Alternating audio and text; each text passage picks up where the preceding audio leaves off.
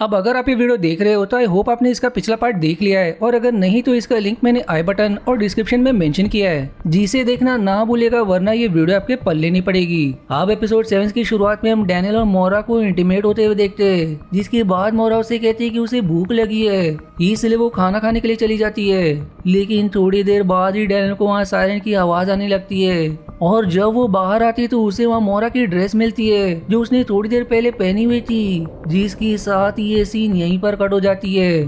फिर हम डैनियल को देखते हैं जो एक स्टील रॉड से रूम नंबर 1011 में मौजूद उस सीक्रेट दरवाजे को खोलकर उसके अंदर चला जाता है। वहीं दूसरी तरफ अब मोरा वापस कैरबोरस पर आ जाती है, और अब यहाँ आकर उसे पता चलता है कि कैप्टन यहाँ जहाज पर नहीं है, इसलिए अब वो उसे ढूंढने के लिए शाफ के रास्ते से होकर उसके सपने में आ जाती है। लेकिन यहाँ भी काफी ढूंढने पर उसे यह नहीं मिलता।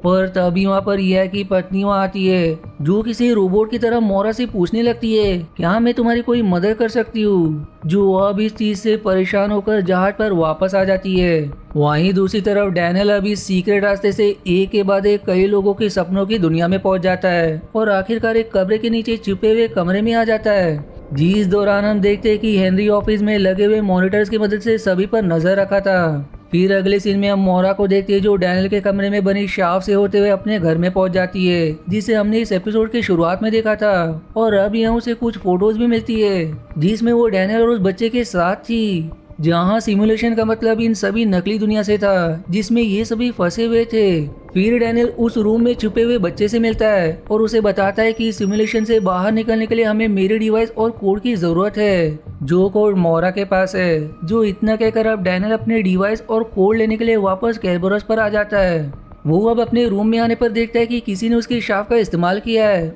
और जब वो शाफ से होते हुए अपने घर में आता है तो वहाँ वो मोरा को अपने फैमिली पिक्चर्स के साथ देखता है, जिसके बाद वो उसे बताता है कि प्रोमेथियस जहाज पर मिले उस बच्चे का नाम एलियट है और वो हमारा ही बच्चा है। वहीं दूसरी तरफ सेबेस्टियन अपने रूम में छिपे हुए टैबलेट को बाहर निकालता है और जहाज पर शटडाउन प्रोसेस को ट्रिगर कर देता है, जिसके साथ ही समुद्र में एक तेज तूफान शुरू हो जाती है, जिसके कारण जहाज टूटने लगती है, जिससे रमीरो जहाज के मलबे के नीचे दबकर मारा जाता है। वहीं दूसरी तरफ लूसियन को फिर से दौरे पड़ने लगते, जिससे उसकी भी मौत हो जाती है। इतना कम नहीं कि ओलेग भी समुद्र के तूफान की चपेट में आकर मारा जाता है। और अब जब डैनियल को पता चलता है कि शटडाउन प्रोसेस ट्रिगर हो गया है, तो वो मोरा से कहता है कि इसे रोकने का कोड सिर्फ तुम्हें पता था, और अब भी शायद वो कोड तुम्हारे दिमाग में है, या फिर तुमने उसे किसी चीज में छिपा दिया है। अब ये सुनकर मोरा को कुछ याद आता है, इसलिए वो अपने पेंडेंट को चेक करती है, जिसमें से उसे एक चाबी मिलती है। इसलिए वो डैनियल को उसका डिवाइस और वो चाबी दे देती है। डैनियल अब अपने सामान से एक टैबलेट निकालता है और उस पर अपना डिवाइस फिक्स कर देता है, जिसके बाद वो मोरा को समझाता है कि हम सभी एक प्रोग्राम में हैं जिसे कोडिंग करके बनाया गया है, और इस प्रोग्राम में हर एक सिमुलेशन 8 दिनों तक चलता है, जिसके खत्म होने के बाद एक और नया सिमुलेशन शुरू हो जाता है, और इस तरह से हम सब एक लूप में फंस गए। वो आगे ये भी शेयर करते हैं कि हमें जहाज में लगी मशीन की मदद से इस लूप से बाहर निकलना होगा।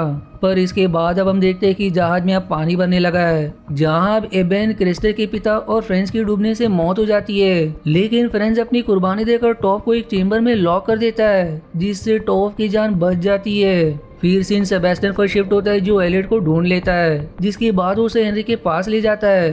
और जब डैनियल और मोरा एलियट को लेने के लिए वापस उस कमरे में आते तो उन्हें वहाँ हेनरी का मैसेज मिलता है, जिसमें वो मोरा से एलियट के बदले में वो चाबी देने को कहता है। पर अब अगले सीन में हम देखते हैं कि शटडाउन प्रोसेस पूरा होने की वजह से सभी पैसेंजर्स जहाज के साथ समुद्र के बीच में बने एक बाउंडर में डूब जाते हैं। वहीं अब हम यह को देखते हैं जो प्रोमेथियस जहाज पर था, और तभी उसे कोई आवाज सुनाई देती है। इसलिए वो बाहर आकर देखता है कि उसी समुद्री बाउंडर में से कैरबोरस जहाज उसके बचे हुए पैसेंजर्स के साथ बाहर आ रही है, जिसका मतलब ये था कि एक नया सिमुलेशन फिर से शुरू हो गया था, जिसी के साथ ये एपिसोड 7 यही समाप्त हो जाती है। अब सीरीज के आखिरी एपिसोड 8 की शुरुआत में हम हेनरी को देखते हैं जो उस ब्लैक पिरामिड को ओपन करता है, जिसमें एक की होल बना हुआ था। फिर वो एलियट से कहता है कि तुम्हारी माँ मोरा ने हम सबको धोखा दिया, और सिर्फ वही हमें सिमुलेशन के लूप से बाहर निकाल सकती है, क्योंकि ये लूप उसी ने बनाया था। फिर सीन शिफ्ट होता है और हम ईया को देखते हैं जो केरबरोस पर वापस आ जाता है, जो अब मोरा को बताता है कि डैनियल के टेलीपोर्ट करने के बाद वो अपने सपनों की दुनिया से सीधे प्रोमोथियस जहाज पर पहुंच गया था, जहां अब मोरा जहाज पर बचे हुए सभी पैसेंजर्स को हेनरी और इस सिमुलेशन के बारे में बता देती है। लेकिन वो लोग मोरा की बात पर यकीन नहीं करते, जो बस इस जहाज से बाहर निकलने का रास्ता ढूंढने लगते हैं। पर अब इस लूप को खत्म करने के लिए मोरा ईया के साथ शाव के रास्ते से होते हुए अपने घर जाती है, जहां से उसे एक सीक्रेट रास्ता मिलता है। वहीं दूसरी तरफ डैनियल केरबरोस जहाज में लगी मशीन को हैक करके सिमुलेशन की कोडिंग को बदलने की कोशिश कर रहा होता है, लेकिन इससे पूरा सिमुलेशन बिखरना शुरू हो जाता है। फिर इसके बाद सीन पागल खाने की बिल्डिंग में शिफ्ट हो जाती है, जहां हेनरी एलियट को रूम नंबर 1011 में लेकर जाता है, जो उसे एक व्हाइट इंजेक्शन लगा देता है, जिसे लगाने से इंसान की खोई हुई याददाश्त वापस आ जाती है। इसीलिए अब इंजेक्शन लगाने के बाद उसे याद आता है कि असली दुनिया में एलियट शायद किसी बीमारी की वजह से मरने वाला था, लेकिन मोरा उसे जिंदा रखने के लिए उसे डैनियल के मना करने के बावजूद ब्लैक इंजेक्शन लगाकर इस सिमुलेशन में भेज दिया था। और अब ये सब बताकर हेनरी एलियट को मोरा के खिलाफ भड़काने लगता है। फिर हम मोरा और ईया को देखते हैं जो पागल खाने में पहुंच जाते हैं, लेकिन तभी वहाँ सेबेस्टियन आकर अपने डिवाइस की मदद से ईया को मार देता है और मोरा को हेनरी के पास ले आता है। हेनरी से अब मिलने के बाद मोरा फिर से उससे किएरन के बारे में पूछती है, जिस पर हेनरी जवाब देता है कि मेरा यकीन मानो, तुम्हें उसकी चिंता करने की जरूरत नहीं है। जो अब मोरा से रिवील करता है कि सिमुलेशन की क्रिएटर वही है और उसी ने सबको यहाँ फंसाया है। वो मोरा से चाबी लेकर उसे फिर से एलियट से ब्लैक इंजेक्शन लगवाकर एक नए सिमुलेशन में भेज देता है और अब अपने ऑफिस में आकर हेनरी सिमुलेशन से बाहर निकलने के लिए पिरामिड की की होल में चाबी लगाता है। लेकिन ये की अब काम नहीं करती, क्योंकि अब तक डैनियल ने मशीन को हैक करके कोड को बदल दिया था, जिससे अब पिरामिड और उसकी चाबी भी बदल गए थे।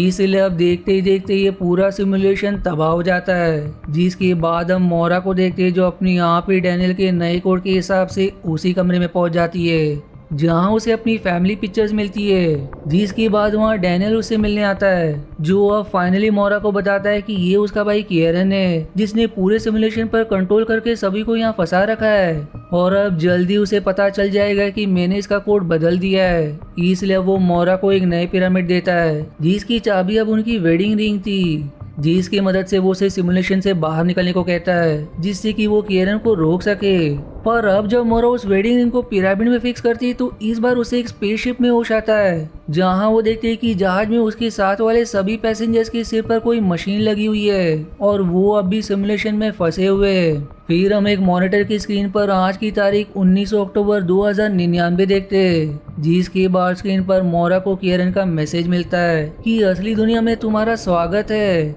जीसी हॉरर एंडिंग के साथ ये सीरीज यहीं समाप्त हो जाती है। आशा है आपको मेरी एक्सप्लेनेशन पसंद आई। यदि हाँ तो प्लीज वीडियो को लाइक करना और चैनल को सब्सक्राइब करके सपोर्ट करना ना भूलें। मिलते हैं अगले एक्सप्लेनेशन वीडियो में, तब तक के लिए धन्यवाद दोस्तों।